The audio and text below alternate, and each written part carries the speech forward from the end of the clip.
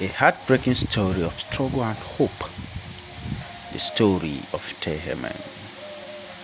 This Lagos will humble you, it will break you, but if you're lucky, it might just remake you.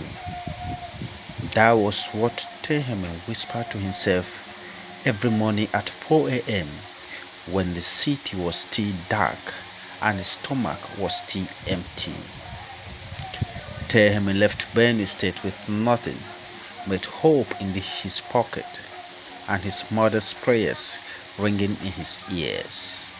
"My son," he said, she said, holding his face with her rough farmer's hands, "go and find a future, but don't forget where you come from."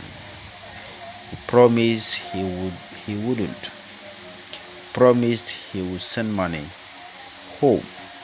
He promised he would make her proud. But Lagos had other plans. Let's see the plans. 3 months in Lagos, and Terhemen had learned that dreams are expensive. He lived in a single room in Aja, a room so small that when he stretched his arms, he could touch both walls. Even people shared that space. 7 futures packed into one room, that smell of yesterday's sorrow and tomorrow's fears. Every morning, he would wake up at 4 a.m. and trek from Aja to Lekki, 2 hours on foot, because he couldn't afford 500 naira for transport. His shoes, the only pair he owned, had holes in them. When it rained, his feet would soak. He would arrive at the building sites with mud between his toes. "Oga, any work today?" he would ask.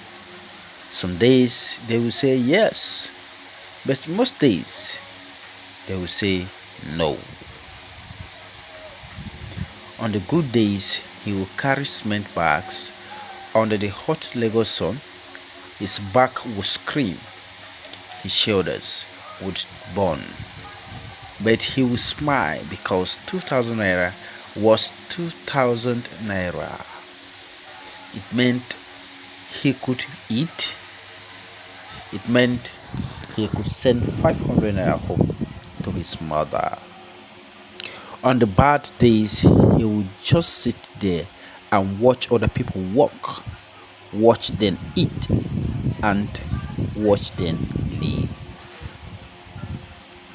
One evening, another day of no work, Terhemen sat on the third mainland bridge and stared at the water blue. His phone rang. It was his mother.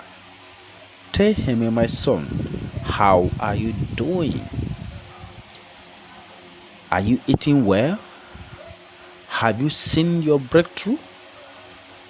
He wanted to tell her the truth, but wanted to tell her that he was hungry, that he was tired, that Lagos was not what they said it was, but instead he lied. "Mother, I am fine. Things are moving slowly, but they are moving. I will send money next week." When he cut the call, tears ran down his face, not because he was suffering, but because he was lying to the one person who believed in him. That night, Terhemen knelt in that small room in Aja, surrounded by 6 other dreamers who were just as broke as him, and he prayed, "God, I'm not asking for millions. I'm not asking to be big. I just want to eat. I just want to make my mother proud. I just want to prove that I am not a failure. And he prayed.